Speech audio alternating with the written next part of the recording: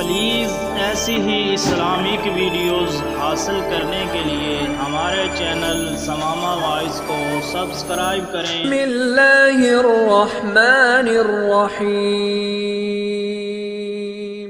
मुअज़्ज़ज़ सामीन ग्रामी कदर सानिहा जड़ा वाला, हर एक भाई हर एक सामीन के में से हर एक के जहन में है, आप सब जानते हैं क्या हुआ क्या नहीं हुआ, लेकिन इस सानहे के मुख्तलिफ पहलू हैं इस्लामी शरीयत के तनाजुर में।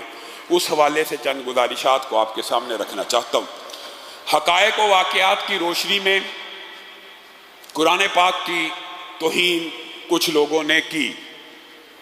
कुरान पाक की तौहीन हो गई तो उन मुल्ज़मों को बचाने के लिए AC जड़ावाला, DC जड़ावाला, जो नाम सोशल मीडिया के ऊपर चल रहा है कि मसीही था, उसने उनको वहाँ से फ़रार करवाया और पुलिस को भी गिरफ्तार करने की इजाज़त न दी और मौका न दिया। जब अवाम को इस बात का पता चल गया कि एक तौहीन कुरान करने वाला ऐनी शहादतें मौजूद हैं, वो पुलिस को पकड़वाना चाह रहे हैं और पुलिस उनको पकड़ नहीं रही, अवाम जो ये सोचती है पुलिस ने छोड़ दिया, चाहे AC ने छुड़वाया, DC ने छुड़वाया, वो फ़रार हो चुके हैं, तो अवाम मुश्तइल होगी। और उस इश्तियाल के अंदर जो काम उन्होंने किया वो भी एक जुर्म है।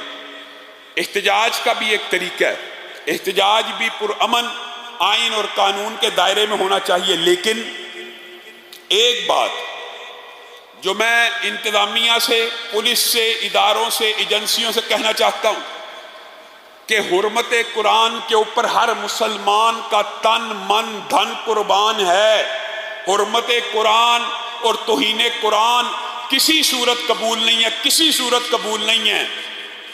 लेकिन इस्लाम में जो रद्द अमल के तौर पे हुआ, चर्चिस को जलाया गया या उनकी इबादी का गिराव जलाओ किया गया, ये भी इस्लाम में किसी तौर पे कबूल नहीं है। ये भी काबिल मुज़म्मत है, मुज़म्मत है, मुज़म्मत है। लेकिन आपने इंसाफ का तराजू कायम करना है। इनिशिएट किसने किया, इग्निशन किसने दिया, आग के ऊपर पेट्रोल किसने छिड़का, उन अनासर का कड़ा एहतसाब होना चाहिए कि जिन लोगों ने इस सारी सिचुएशन को मिस हैंडल किया, ये कोई बड़ी बात नहीं थी। ये तो एग्जाम्पल्स आप सेट कर सकते हैं। तो कुछ लोगों ने तौहीन की, लोगों ने आपको इतला दी, लोग इकट्ठे हुए, आप उनको पकड़ के गिरफ्तार करके ले जाएं, कितना आराम के साथ मामला हल हो गया। लेकिन जब आप उनको फरार करवाएंगे, उनको प्रोटेक्ट करेंगे, उनको तहफ़्फ़ुज़ देंगे, मैं जस्टिफिकेशन पेश नहीं कर रहा, तो अवाम के जज्बात मुश्तइल होंगे। बुरा हो उस शख्स का जिसने जलाओ गिराओ की बात की, जिसने गिरजे गिराने की बात की, बुरा है वो शख्स।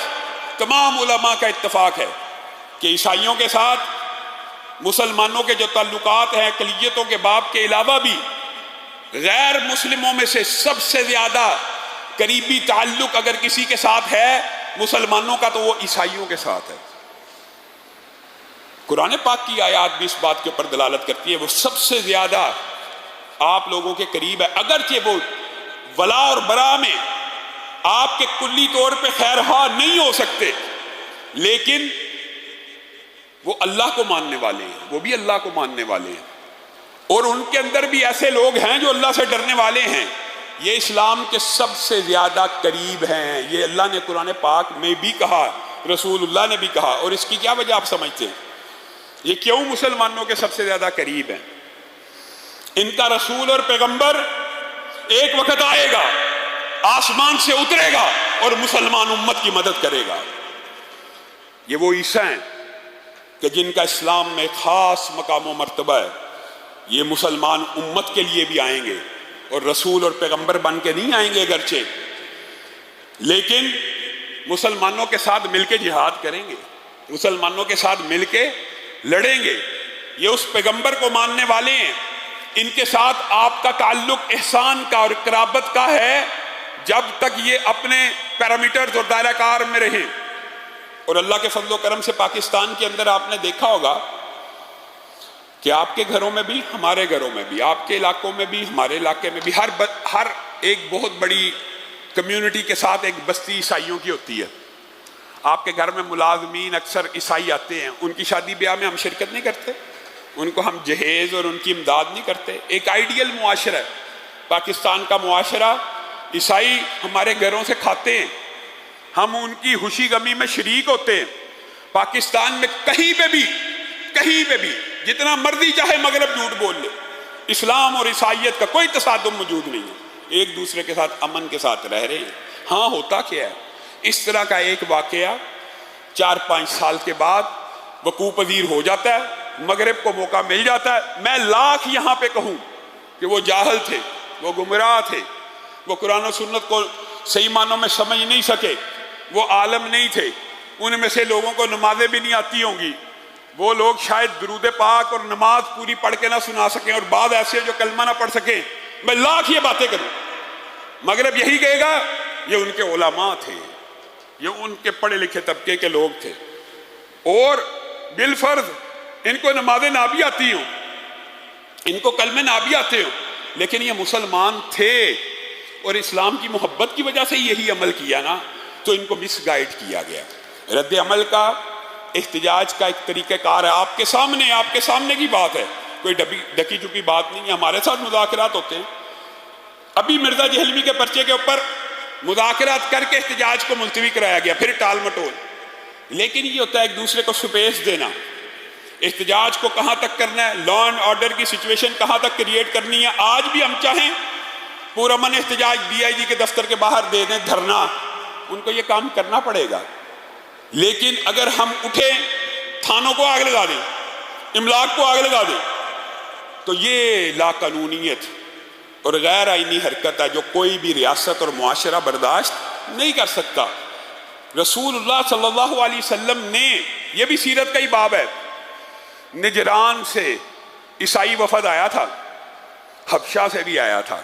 रसूलुल्लाह सल्लल्लाहु अलैहि वसल्लम ने दोनों वफूद को क्या कहा था, उनकी इबादत का वक़्त हो गया, तो मदीना में तो गिरजा था नहीं, तो रसूलुल्लाह सल्लल्लाहु अलैहि वसल्लम ने कहा रुको, ठहरो, ये मैं मोहम्मद सल्लल्लाहु अलैहि वसल्लम की मस्जिद है, ये मस्जिदुन नबवी है, जहाँ पे एक नमाज 1000 नमाज से अफजल है। इधर आओ, इधर आओ, ये मैं मोहम्मद की मस्जिद तुम्हारे लिए हाजिर है, जाओ उस कोने में जिस तरह जी चाहे अपनी इबादत कर लो, जिस तरह जी चाहे। हम इस नबी के मानने वाले हैं, हमारे यहाँ पे मस्जिद में ईसाई आ जाए, और अल्लाह के फजल से यहाँ पे ईसाई आते हैं, इस्लाम को कबूल करते हैं, और मुतअद्दिद आते हैं। आज भी एक शख्स इंशाअल्लाह इस्लाम को कबूल करेगा, ईसाई है। हम उनके साथ क्या तर्ज अमल रखते हैं, हमारा वतीरा क्या है? रसूलुल्लाह की सीरत का जरा जायजा ले। एक बद्दू आया है और मस्जिदुन नबवी जैसी पकीज़ा और ताहिर और मुतहर जगह के ऊपर आके कज़ाए हाजत करना शुरू हो गया। आप ईमानदारी से बताइए, यहाँ पे कोई शख्स आए नामालूम मुसाफर और यहाँ पे मस्जिद में आके पेशाब करना शुरू हो जाए, तो आपने तो कहना तो ही ने मस्जिद हो गई है, पकड़ो मारो उसको। शायद जितनी मार आज पड़े कभी ना पड़ी हो। रसूलुल्लाह के सहाबा भी दौड़े मारने के लिए, रसूलुल्लाह का रुक जाओ, उसको कज़ाए हाजत करने दो।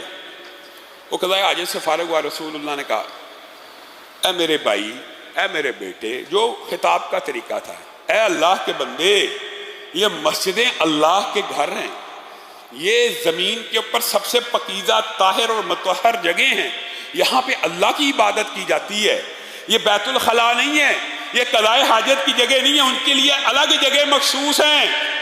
वो बद्दू इतना शर्मिंदा हुआ, रसूलुल्लाह से मादरत करने लगा कि अल्लाह के रसूल, आज के बाद ये हरकत नहीं होगी, मुझे पता ही नहीं था, मुझे कज़ाए हाजत की हाजत हुई, मैंने उसी वक़्त अपना काम सर अंजाम दे दिया। तो रसूलुल्लाह सल्लल्लाहु अलैहि वसल्लम ने उसको प्यार से समझाया। यहाँ पर वो ईसाई कि जिनके बैतुल मक़दस को, हज़रत उमर ने बैतुल मक़दस को फतह किया, बैतुल मक़दस, और वहाँ पे ज़ाहिर है ईसाइयों का गिरजा भी एक जगह पे मौजूद था। जब हज़रत उमर लॉर्ड पादरी से चाबियाँ वसूल कर रहे हैं, तो वहाँ पे अज़ान का वक़्त हो गया। आपने रसूलुल्लाह की सीरत भी देख ली कि ईसाइयों की नमाज का वक़्त हुआ, मस्जिदुन नबवी को खोल दिया गया उनके लिए। वहाँ पे वो लॉर्ड पादरी इसी सुन्नत को अपनी तरफ से जिंदा कर रहा है। अजान का वक़्त हुआ, गिरजे के दरवाज़ों को खोल दिया, कहा उमर आइए हमारे गिरजे में अपनी नमाज को अदा कर लीजिए। हज़रत उमर रुक गए, कहा हाँ गिरजे में नमाज को अदा कर सकता हूं, लेकिन करूंगा नहीं। गिरजे में नमाज को अदा कर सकता हूं मतलब कि जायज है, लेकिन करूंगा नहीं। ए उमर क्यों नहीं करेंगे? इसलिए नहीं करूंगा कि कल को कोई मुस्लिम आके तुझसे ये क्लेम न करे कि हमारे खलीफतुल मुस्लिमीन ने इस गिरजे में नमाज को अदा किया था, ये गिरजा हमारा हक है। बताइए ये सुन्नत, ये सीरत कि हजरत उमर कह रहे हैं ये गिरजा तेरा ही रहेगा क़यामत तक। कोई बंदा ये क्लेम नहीं करेगा आके मैं नमाज पढ़ लूंगा तो कोई आके उम्मती क्लेम कर सकता उमर ने यहां नमाज पढ़ी थी, यहां मस्जिद बननी चाहिए, गिरजा खत्म हो जाना चाहिए। गोया अकलियतों के इबादत खानों की जो हिफाजत है वो मुस्लिम रियासत की जिम्मेदारी है, कोई शक नहीं है। बनाना जिम्मेदारी नहीं है, बनाना जिम्मेदारी नहीं है, लेकिन जो बन चुके हों उनकी हिफाजत करना मुसलमान रियासत की और मुसलमान अवाम की जिम्मेदारी है। और ये बात आई है ज़िमनी तौर पे, अगर ईसाइयों को इबादत खाने मुयस्सर करना और उनकी हिफाजत जिम्मेदारी है तो मुसलमानों की मस्जिदों की जिम्मेदारी नहीं है। हमें मुसलमानों को भी तो अपने गिरेबानों में झांकना चाहिए, गिरेबान टटोलने चाहिए।